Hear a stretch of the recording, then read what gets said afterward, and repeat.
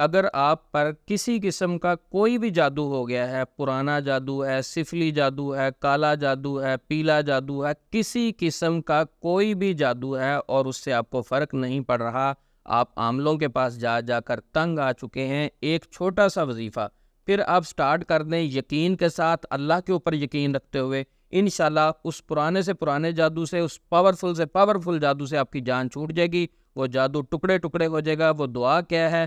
دعا ہے لا الہ الا اللہ وحدہ لا شریک لہ لہ الملک ولہ الحمد وہو علی کل شیء قدیر۔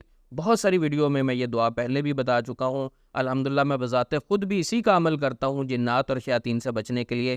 جو شخص یہ دعا صبح اور شام 100 مرتبہ پابندی سے پڑھتا ہے وہ ہر قسم کے شیطان کے شر سے محفوظ رہتا ہے۔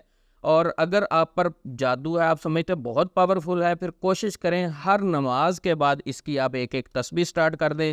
میرا تجربہ ہے کہ جو بندہ یہ دعا پڑھتا ہے اس پر کوئی مائی کا لال جادو نہیں کر سکتا، اگر جادو ہے تو وہ جادو ٹوٹ جاتا ہے۔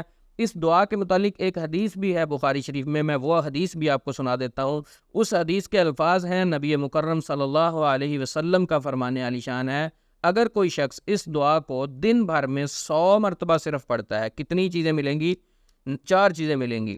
اس کو 100 نیکیاں ملیں گی، اس کو 100 گناہ اس کے معاف ہوں گے، 10 غلام آزاد کرنے کا ثواب ہوگا، اور آخری چوتھی چیز، صبح سے شام تک وہ شیطان کے شر سے محفوظ رہے گا۔